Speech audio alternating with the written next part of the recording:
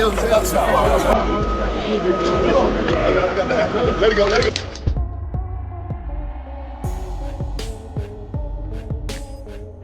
What if I told you the unbreakable bond between boxing legend Floyd Mayweather and his protege Gervonta Davis has turned into an explosive war of words? The same duo that once ruled the boxing world is now on the brink of tearing each other apart. But here's the kicker. Gervonta's cryptic accusations suggest there's a dark secret Floyd doesn't want the world to know.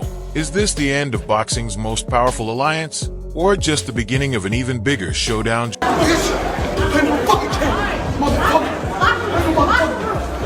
I'm kill that motherfucker. When I catch you, motherfucker, I kill you, motherfucker. You crazy? I know the fuck you nigga playing with. I don't bring your motherfucking case. I'll fuck you up, motherfucker. Fuck you up.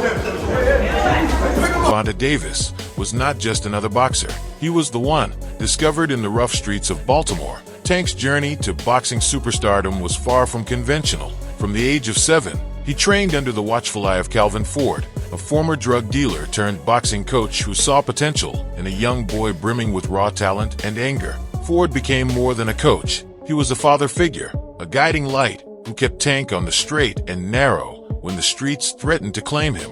Calvin, he been with me since I was 7. I used to sleep in Coach Calvin's house. I used to sleep at his job when he was working at a seafood restaurant in Baltimore. When I had to train Tank, when I didn't want him to get in trouble and I wanted to make sure we was together, I used to take him to work with me. He'd chill. Everybody know him. Everybody know him at work. Remember Calvin used to fuss at the guys that was coming up with me, and they was in the streets a lot.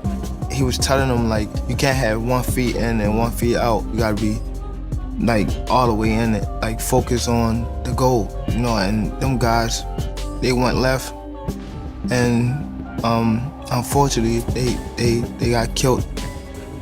You weigh the odds out like that. Do you want him to go to jail or you want him to live? That's the whole idea, to come to the boxing gym.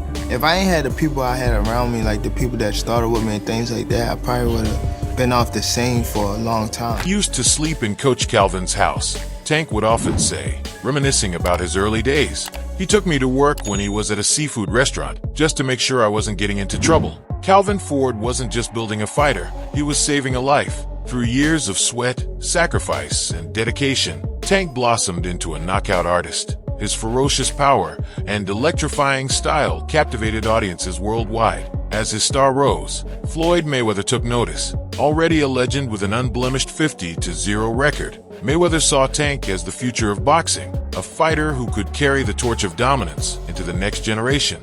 Floyd took Tank under his wing, promising to guide him to greatness. Together, they dominated the lightweight division, creating a dynamic partnership that seemed unstoppable. But as Tank's fame grew, cracks began to form in their relationship.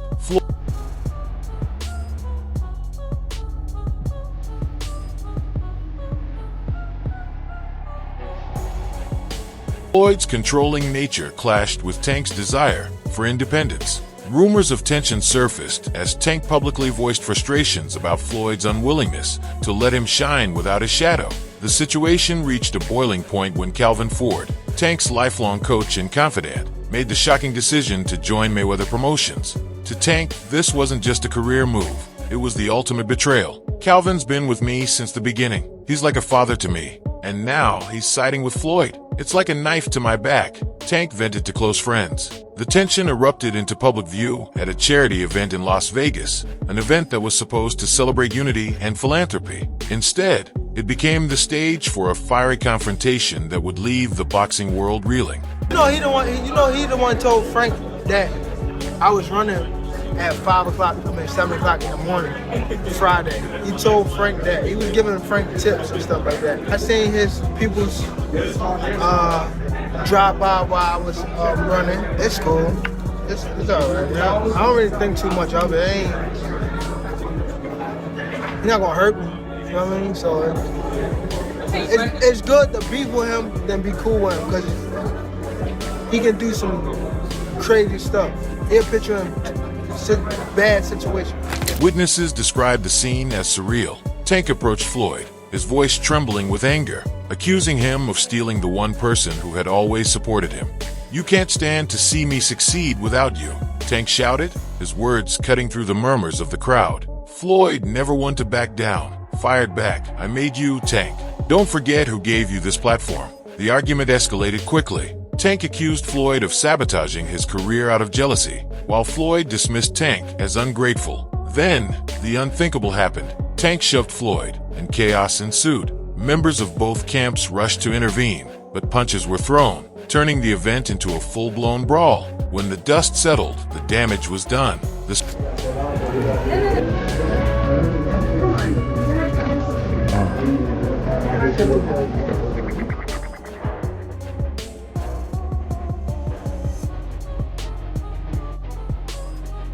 spectacle left an indelible stain on both men's reputations and fractured the fragile remnants of their partnership. For Tank, the betrayal cut deep. He took to social media, expressing his hurt and frustration. "Floyd's always been about control. He can't stand that I'm doing my own thing, but I'm built for this. They can't break me." On the other side, Floyd presented a narrative of a mentor betrayed by an ungrateful student. So his lifestyle, he may be friends with the guy that fights that fights in the main event, but he can't live the same lifestyle that the main event fighter lives. "All I've ever done was help him," Floyd lamented in interviews. "I gave him the tools to succeed, and this is how he repays me." Caught in the middle of this feud is Calvin Ford, the man who helped build Tank from the ground up. Ford's decision to join Mayweather Promotions has sparked endless speculation. Some say it was a career move, a chance to work with one of the greatest boxing minds in history. Others believe it was a subtle jab at Tank, whose erratic behavior and legal troubles have made headlines. Davis. Bad dude. See, what I like about Tank is Tank brings something different. You know, back in the days, everybody had something. Muhammad Ali was a mover boxer, George was a puncher, Ernest Shavers was a puncher. Everybody had something they brought to the table. Larry Holmes had a jab. Mike Weaver had overhand right. You know what I'm saying? Everybody has something. That division now is full, and Tank having to be the knockout guy of the division. He the one with the main knockout power.